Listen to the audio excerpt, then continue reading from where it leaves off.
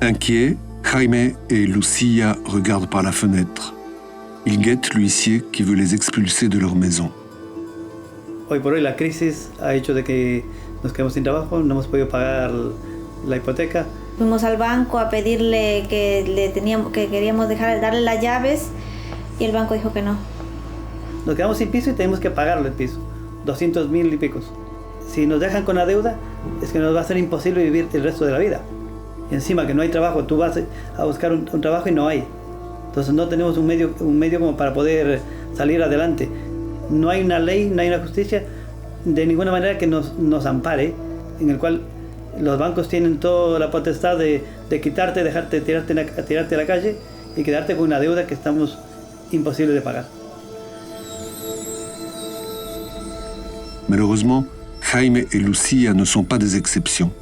Suite à la crise bancaire en Espagne, plus de 300 000 familles ont été expulsées.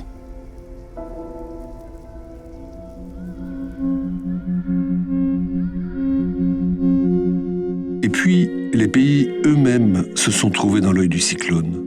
Ils avaient trop dépensé pour sauver les banques. Le trou du trésor public serait comblé à l'aide de restrictions sévères, sans quoi les marchés financiers leur mettraient la corde au cou.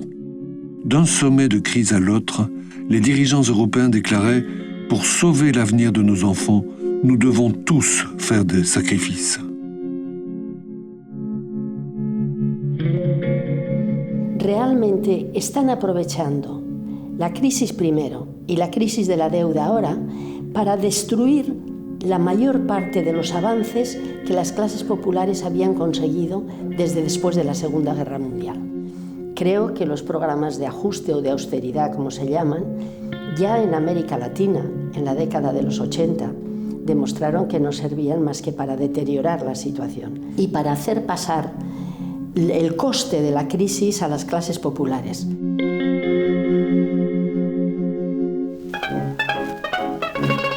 Les premiers à en faire les frais, ce sont les Grecs.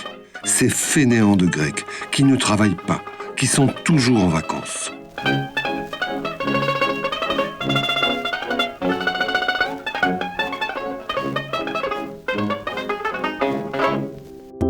Mijn analyse is dat in tijden van de economische crisis er altijd wordt gezocht naar een zondebok. Het is een totale mythe dat de Grieken lui zouden zijn. Het is zo dat de Grieken van alle 27 EU-lidstaten het hardst werken van iedereen. Namelijk 40,6 uur gemiddeld per week. De Nederlanders zitten op 31,2 en de Belgen zitten ergens op 32 en nog iets. Dus het is niet waar en de Noord-Europese pers moet gewoon ophouden met die onzin op te schrijven.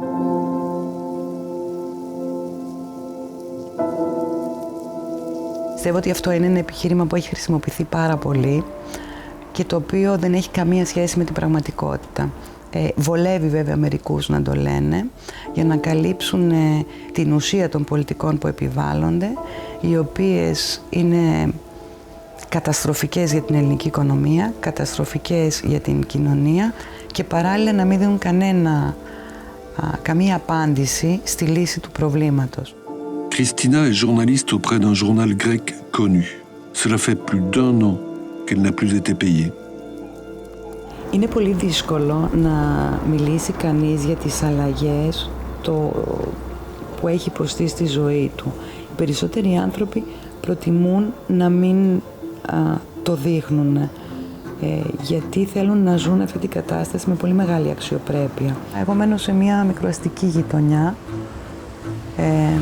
κανονική, μια γειτονιά όπως πολλές στην Αθήνα και μια φορά ένα βράδυ είδα κάποιον άνθρωπο που ξέρω ότι μένει εδώ κοντά στη γειτονιά μου και τον είδα να ανοίγει το σκουπιδοντενεκέ και να ψάχνει το βράδυ μέσα στο σκοτάδι για να μην τον δει κανείς.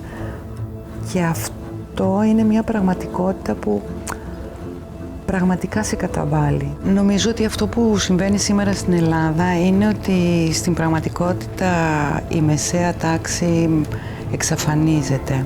Υπάρχει μια μεγάλη θλίψη γιατί βλέπεις την ζωή σου να ανατρέπεται.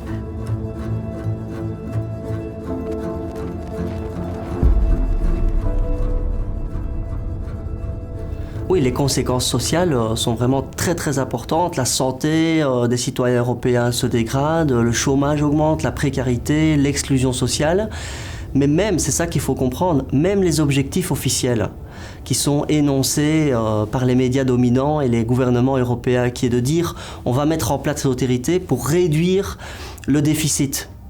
En fait, le déficit se dégrade et la dette augmente. Donc les résultats sont inverses à ceux escomptés. Nous nous trouvons au village SOS Enfants près d'Athènes. Normalement, cet orphelinat accueille des enfants négligés que la justice enlève à leurs parents. Mais depuis le début des programmes d'austérité, le village est confronté à un problème d'un tout autre ordre. Τα τελευταία 2 χρόνια στη χώρα μας, δυστυχώς, έχουμε αρχίσει και προστατεύουμε παιδιά που κύρια βασική αιτία είναι το οικονομικό. Δηλαδή υπάρχουν γονείς ή κυρίως μητέρες που δεν μπορούν να μεγαλώσουν το παιδί γιατί είναι μακρόχρονα άνεργες και αναγκαστικά αυτό το παιδί το φέρνουν σε εμάς. Μάλλον η ελληνική οικογένεια έχει δεχτεί μια πολύ μεγάλη πίεση από τον περιορισμό των θέσεων εργασίας, την έλλειψη κοινωνικών κρατικών δομών που μπορεί να την υποστηρίξει. Αυτή τη στιγμή, όχι μόνο σαν παιδικά χωριασός, αλλά και σαν Έλληνας, έχω αυτή την αίσθηση της ανασφάλειας και της αγωνίας, γιατί στο βάθος του τούνελ δεν βλέπω το φως της ελπίδος, το φως του καλύτερου αύριο.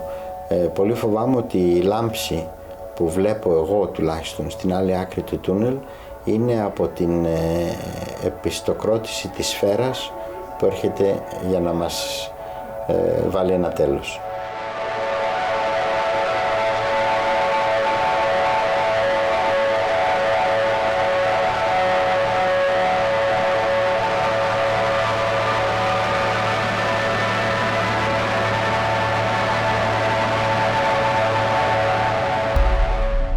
Besparingsmechanismes zijn niet de oplossing zoals men ons voorstelt. Ze vormen onderdeel van het probleem. Men is niet alleen maar aan het besparen, men is ook steen voor steen sociale zekerheidsstelsel aan het afbouwen. Men is steen voor steen een heel systeem van publieke voorzieningen aan het ontmantelen.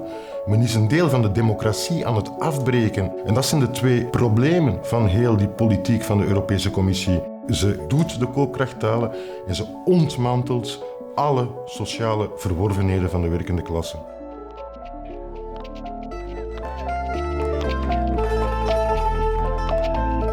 Retour à Barcelone. Jaime et Lucia ont décidé de contester leur expulsion. Encouragés par leurs voisins, amis et la plateforme contre les expulsions, ils bloquent l'accès à leur appartement. Aujourd'hui, l'huissier de justice est reparti bredouille. Gracias a la presión social de las plataformas de afectados por la hipoteca, de las vecinas y los vecinos que se han movido, hemos parado hoy este desalojo y vamos a seguir exigiendo sobre todo la condonación de la deuda, porque es una vergüenza que le estén exigiendo todavía más de 200.000 euros, además de pretender echarnos de su casa. Así que no nos vamos ni hoy ni la próxima. Venga, vamos a ganar. Ahora mismo estamos ante un secuestro de la democracia por parte del poder económico, y entonces el poder económico es quien está dictando las reglas del juego, y esas reglas del juego son claramente injustas para la mayoría de la población. Entonces, frente a esa agresión tan brutal, es no solo un derecho sino una obligación desobedecer a esas leyes y esas reglas del juego que no estamos decidiendo democráticamente. Todos los derechos importantes han implicado en un momento u otro una lucha generalizada que implicaba la desobediencia civil.